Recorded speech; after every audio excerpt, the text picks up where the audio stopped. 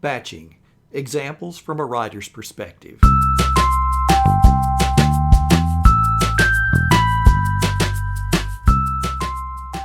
The inspiration for this post came while writing this month's content. A new blog post and podcast episode appears every week. You might think it means I write one article each week, but that's not so. Let's take a closer look at batching. A previous blog post looked at the time management technique that we call batching. In this blog post, you'll see a link to it. It refers to handling a bunch of similar tasks together, such as preparing the ingredients for a batch of cookies instead of rolling out the dough for just one. This episode gives a behind-the-scenes look at how I use batching to produce the content for the entire month and do it all in just a couple of days. First, ideas are ongoing. Ideas arrive at the most unpredictable moments and in the most unpredictable of settings. Having a memo pad to trap them and a spreadsheet on which to organize them keeps good ideas from being forgotten. When it comes to the creation process, the titles come first. The reality of today's world is that people make decisions on what to read and what to skip largely because of the title. My first step is to flesh out titles for the entire month of content. Numerous sources talk about the use of power or emotional words in a title. The number of words plays a part. How-to articles and titles that contain numbers, such as 3 reasons why, for example, tend to attract attention. So for a few minutes, I'm concentrating on titles for the month's post and nothing else. I have a little tool that guides me as far as length of titles and the use of those power or emotional words.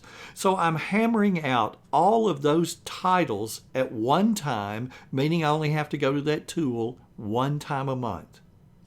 Next, we write. I compose the blog post at the keyboard. Now, many people have to do it on pencil and paper and then key it in. For me, it's simply easier to write and edit at the keyboard. Before leaving a post, I paste it into a little tool called Hemingway app and start tackling the suggestions that tool makes. The next step is to proofread with a little free extension called Read Aloud. Now, both of these tools that I have just mentioned are talked about in the body of the blog post. There's a link to them, so you'll want to take a look at that. At this point, I write the short descriptions people see when the post comes up in a Google search. When I finish one post, I start writing the text for the next one. The next step is to prepare the newspaper columns. The blog that appears each Tuesday also appears as a column in the Daily Home on Wednesday. But the posts always need modifications to fit the space allocated. Hyperlinks from the blog must be turned into shortened links pasted into the text of the newspaper article. This batch is complete when the 4 to 5 blog posts for the coming month have all been rewritten as newspaper articles. I print the set and my wife proofreads. Next comes the featured image for each post. The featured image is the picture that you see at the very top of every blog post. It's also the one that's automatically pulled onto my website's homepage. You'll notice anytime you go to my website and scroll down on the homepage, you see clickable images for the last 4 blog posts. The WordPress theme automatically handles that job. Pixabay is a great source of photos. It's located at pixabay.com. You put what you're looking for in the search window. It's not only free, but there are no copyright or Creative Commons restrictions. I go there one time and select an image for each of the 4 to 5 blog posts for the coming month in one batch. If a blog post will include other images, I find or create those as well. You see, I'm going to Pixabay once to find and download all of the pictures I need for the month instead of going back there for each individual post. This batching idea with the pictures gets even better. The set then goes into PowerPoint, where each picture gets the title of the blog post superimposed. All of the images then go into Optimizilla. There, the site compresses the file size. You'll find a link to that site in the blog post. I then drag the entire collection into my website's media library where they'll be attached to the appropriate post.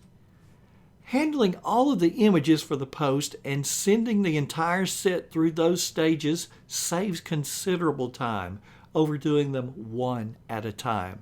It also minimizes the chances for skipping a step. Next, I record the audio, like what you're hearing right now. Podcasting is popular because people can listen while doing other things.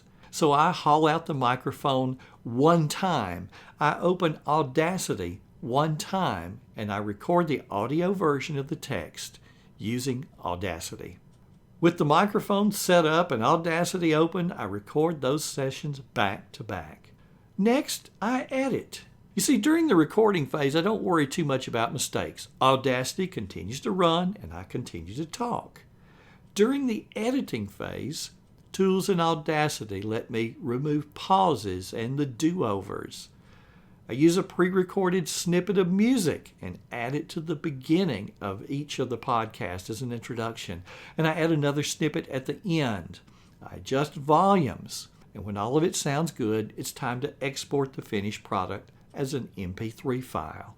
After editing one episode, I just go and repeat the process with the others.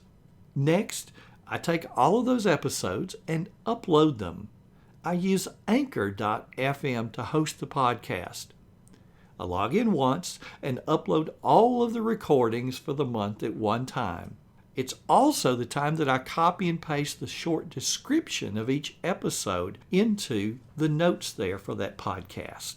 Next, we celebrate. Looking back over just a couple of days, 4 or 5 ideas have become finished pieces of content for a blog, newspaper column, and podcast. Each piece of writing underwent many steps. Batching allowed me to concentrate on one part of the process at a time and handle that one step for all of the posts. Whether I was writing, recording, editing, or working with photos, I could give my full attention to a single part of the process. Blog, newspaper, and podcast creation is now done for the month. I can now turn my full attention to another project. Focused or fragmented, it's your choice. Our days can easily become filled with small, unrelated tasks. Our time is spent switching from one thing to another, and soon the day's gone with little to show for it. The point of this post is to demonstrate there's a better way, an easier way. You've seen an example involving writing with all the small steps that happen with each piece of content. We gathered related items and handled them in one batch. That's the secret. Focus on that batch.